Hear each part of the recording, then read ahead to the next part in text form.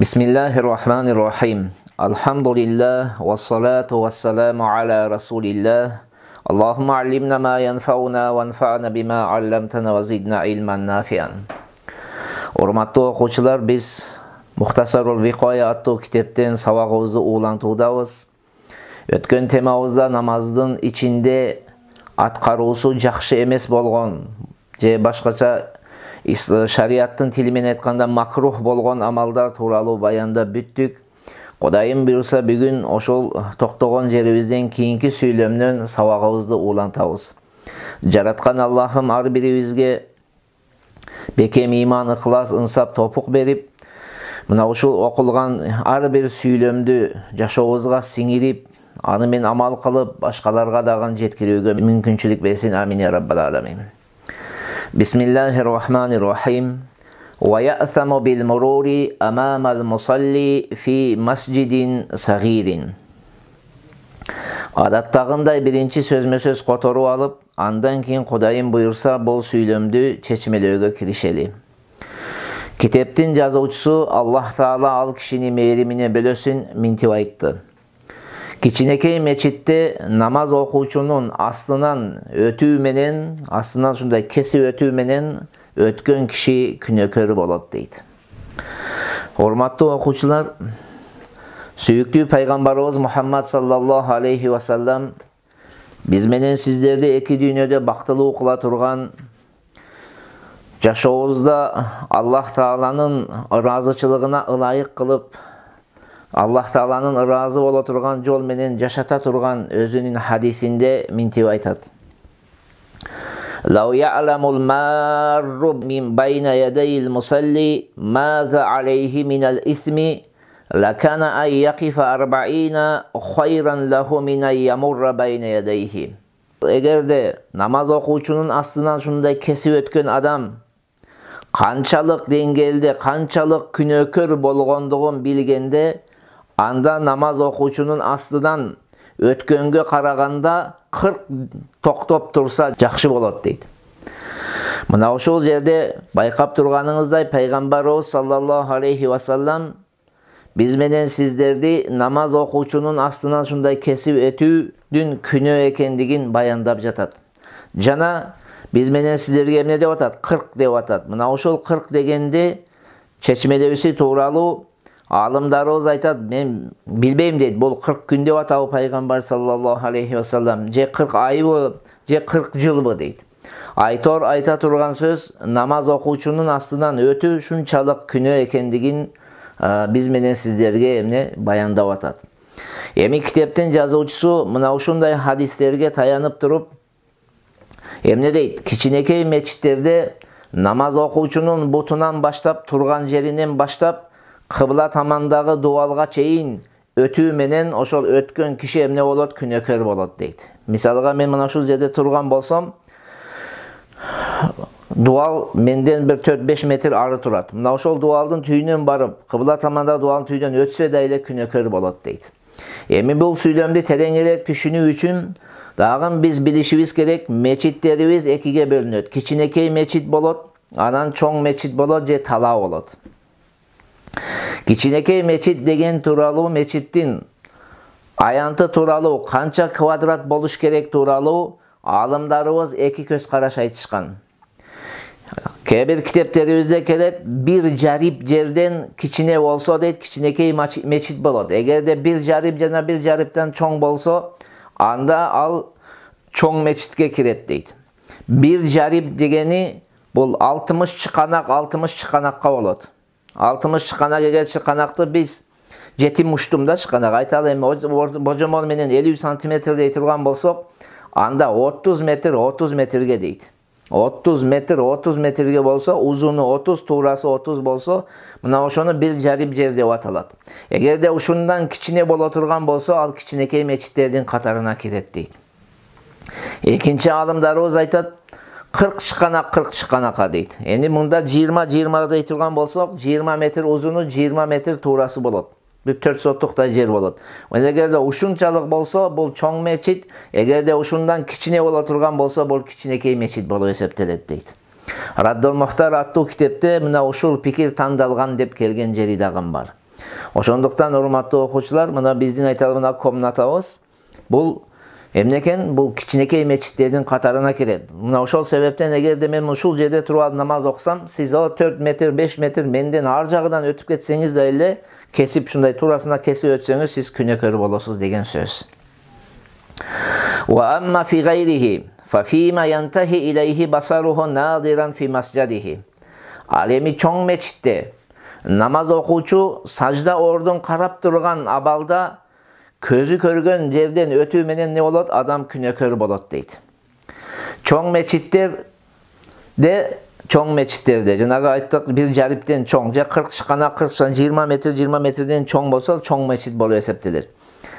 Мына ошондой чоң мечиттерде же талааларда кайсыл жерден өтсө күнөөкөр болгондугу тууралуу аалымдарыбыздын ортосунда бир аз кайчы пикирлер бар. Биринчи биздин матында келген пикир. Мына ушул китепте келген пикир. Эмне дейт? Мына ушул жерде мен тик туруп, хушу менен көзүмдү сажда ордуна тутуп, сажда ордумду карап турган абалда дагы канча метрди ал жагынан көрө алсам, ошол жерден ушинтип кесип өтүү менен намаз окуучу эмне болот? Күнөөкөр болот дейт.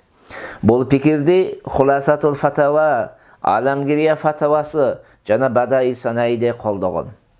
Экинчи пикир келет. Бутунан баштап сажда кыла турган ордуна чейин эле дейт. Аралыктан өтсө деп келет. Бул божомол менен айталы 1,5 метр, 2 метр деп коелу. 1,5 метр деп коелу.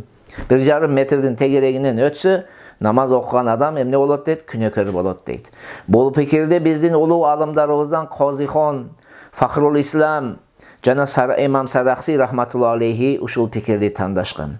Мына ошондуктан айта турган нерсебиз, урматтуу окуучулар, намаз окуган кезибизде намазды эртерээк бүтсөк, артыбызда намаз окуган адам болсо, ушундай туурасынан эгер астында сутра жок болсо кесип өтпөйлү.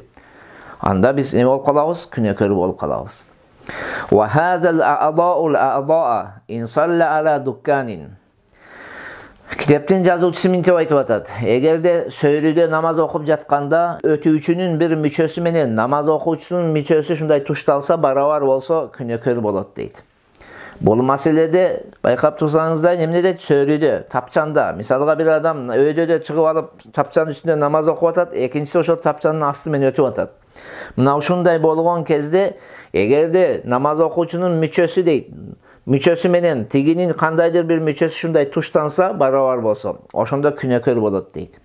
Бирок бул маселеде дагы эки көз караш айтылган. Биринчиси, өтүүчүнүн кээ бир мүчөлөрү намаз окуучунун кээ бир мүчөлөрүнө туш болсо деген мааниде. Ана китепте келгендей, мисалга айталы, тапчан шунчалык бийик, өтүүчүнүн айталы башы мунун буту менен ушундай тушталып өттү. Ошондо күнөөкөр болот дейт. Экинчи пикир келет, өтүүчүнүн толук мүчөлөрү намаз окуучунун толук мүчөлөрүнө же көпчүлүк бөлүгүнө дейт тушталуусу дейт. Мындай барабар болуп өтүүсү дейт. Эми бул нерсени элестетүү дагы кыйыныраак болот. Себеби бийик жерге чыккан адам бирөө өдөдө турса, бирөө астынан өтсө, эч качан ал толук мүчөлөрү барабар болбойт. Андай мүмкүн эмес, ал мүмкүнчүлүгү жок анын. Кыйын болот, өтө кыйын болот муну элестетиш. Ошондуктан аалымдарыбыз эмне дейт? Биринчи пикирди алып, эгерде намаз окуучунун кээ бир мүчөлөрү мунун кээ бир мүчөлөрү менен ушундай тушталып өтсө, не болот экен? Күнөөкөр болот дейт. Эгерде такыр эле тушталбаса, аябай бийик мисалга, адамдын боюндай андан бийик боло турган болсо, өтүүчүнүн эч бир мүчөсү тушталбай өтүп кетсе, анда эмне болбойт? Сутра жок болсо да эле күнөөкөр болбойт деген сөз. In lam yakun sutratun ay khashabun biqadari zira'in wa ghildi isba'in. Эгер сутра жок болсо, жана жокоруда айткан мисалдарда эгерде сутра жок болсо эмне болот? Күнөөкөр болот дейт. Тактап айтканда сутра эмне десе, тактап айтканда узундугу бир чыканак, жоондугу бир манжа болгон бир таяк дейбизби, чуук дейбизби, ушуну айтат. Бул диалекке жараша айтыңыздар, ким ар жерде ар түрдүү айтат муну. Кыскасы бул сүйлөмдө китептин жазуучусу эки маселени баяндаган. Биринчиси, эгер сутра болсо, өтүүчүнүн күнөөкөр болбогондугун да баяндаган. Ошон үчүн дейт, ин лам якун сутратун. Сутра жок болсо, ошондо жана жогорудагы мисалдарда күнөөкөр болот дейт. Же сутра коюш керек, же астыңызда бир адам кыбла таманды карап намаз окуп аткан болсо, ошол эле сизге сутра болуп берет. Экинчиси, сутранын өлчөмүн баяндаган. Демек, сутранын өлчөмү кандай болуш керек десе, эң азында бир чыканактай узун болуш керек дейт. Ал эми калыңдыгы жөнүндө алымдарыбыздын ортосунда кайчы пикир бар, эки көз караш бар. Кээ бир алымдарыбыз айтат, бир манжанын калыңдыгындай, жогондугундай болуш керек дейт. Ал эми жогондугундай болуш керек. Бирок кээ бир алымдарыбыздын көз карашы боюнча жогондугу не кылбайт дейт, жогондугу эске алынбайт дейт. Ошол ичке дагы болсо жарай берет деген сөздү айтышат. Тугразу хизаа ахади хажибайхи бикурбихи. Эки кашынын биринин тушуна өзүнө жакын жерге сайып коет дейт сутраны. Бул сүйнөмдө китептин жазуучусу сутраны кантип коюунун эрежесин баяндаган. Демек, сутраны коюуда төмөнкү эрежелер каралат. Биринчиси жерге сайып коюу керек. Жерге тик тургузуп коюу керек деген сөз. Эгерде жерге таштап койсо жетиштүү болобу же болбойбу? Жөн эле жерге таштап койду. Саюуга мүмкүн немеси, сайбай жерге таштап койсо. Бул тууралуу алымдарыбыздын ортосунда кайчы пикир бар.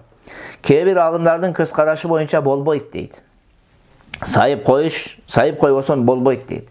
Бул биздин улуу алымдарыбыздан Козихон, Хуласатул Фатава, Бахрур Роиқтердин жазуучуларынын пикири болуп эсептелет. Ал эми кээ бир алымдарыбыздын көз карашы боюнча бул жетиштүү болот дейт. Мына ушул жетиштүү болгондугуну Кудри рахматуллахи алейхи Абу Юсуфтан риваят кылган. Бирок урматтуу окуучулар, ошол жерге таштап койгондо кандай коюш керек десе, мындай узунуна таштап коет, туурасына эмес. Узунуна таштап коет дейт ушинтип. Эгерде жерге сайып коюу үчүн эч нерсе таппаса, анда бир нерсени чийип койсо жетиштүү болобу болбойбу деген дагы бир маселе жаралат. Бул маселе жөнүндө дагы алымдарыбыздын ортосунда кайчы пикир бар.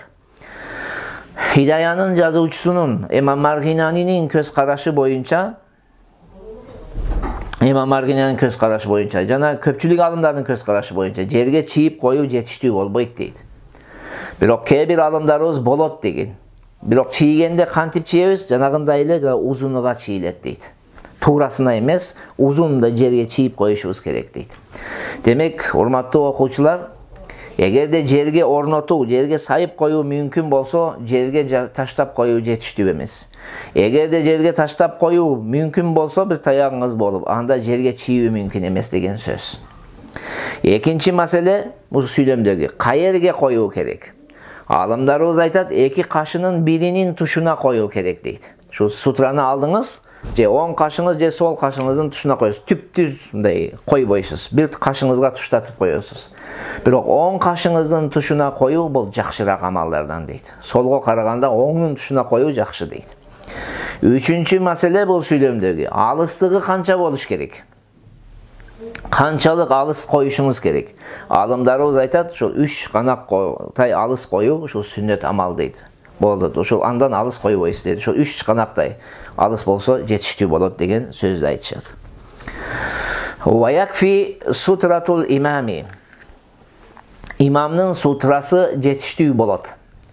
Башкача айтканда, жамаат менен намаз окуган кезибизде, мисалга площадка чыгып айталы намаз окуйбуз, айт намаздарда.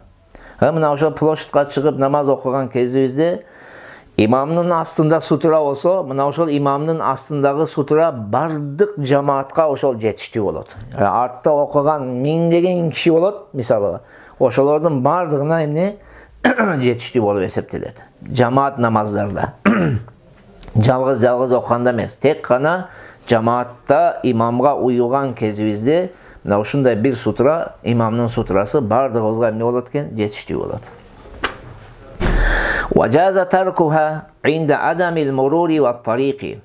Эгерде өтө турган киши жок болсо, же жол жок болсо, анда сутра койбосо болот дейт. Урматтуу окуучулар, талаада окусак, киши жок болсо мисалга, же бир жолу жок, биз жардын башында окудук, андан ал жака жол жок болсо, мына ошондой мезгилде биз сутра койбой намаз окусак болот. Ал эми эгерде адамдар өтө турган жерлер болсо, анда сутра койбой окуй турган болсок, ошонтип кылгандыгыбыз үчүн биз дагы күнөөкөр болобуз.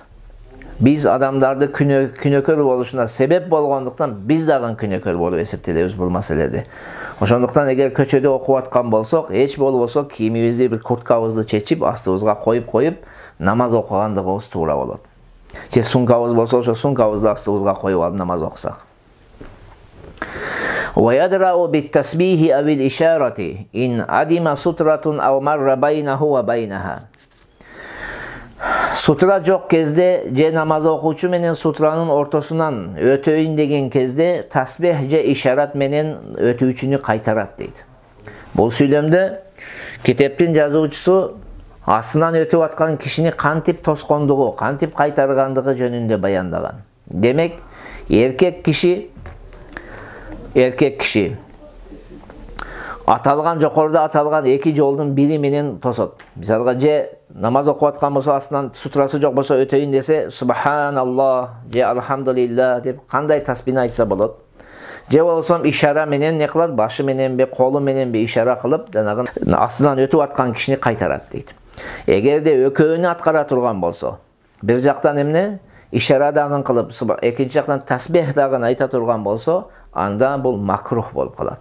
Себеби бул зарылчылыктан улам кошумча кыймыл аракет, кошумча сөз айтылып атат. Зарылчылык, ошол зарылчылыкты аткара турган көлөмгө чектелет бул эреже. Ад-дарурат тубихул махдурат болсо, ад-дарурату ятакаддару биқадриха деген сөз бар. Зарылчылык ошол зарылчылыкты аткара турган өлчөмгө чектелет. Зарылчылыктын өлчөмдөн өтпөш керек, ашпаш керек. Бул эмне дегени? Тасбих менен кайтаруу жетиштүү болот. Тасбих менен кайтса, тасбих жетиштүү болот. Ишара менен эле жанагы киши байкап кайта турган болсо, ошол ишара жетиштүү болот. Ошондуктан экөөнү аткарып коюу бул зарылчылыктын өлчөмүнөн ашыкча. Бул эркек эле, ал эми аял кантет? Эгерде аял намаз окуп аткан болсо, анын астынан бирөө өтүп кетейин деп атса, анда аял не кылат? Тасбих айтпайт, ишара кылбайт, эмне кылат? Тасфик кылат дейт. Тасфик дегени эмне дейсеңиз, тасфик деп мына ушун оң колунун манжаларынын аркасыны сол колунун алаканына ушинтип урат. Ушундай урат. Аны эми билген адам бул намаз окуп жатат экен деп, алдын астынан өтпөй, ал жагы менен өтүп кетет. Мына ушул жерде токтотолу. Жараткан Аллахым бардыгыбызга туура түшүнүк берсин. Ассаламу алейкум ва рахматуллахи ва баракатух.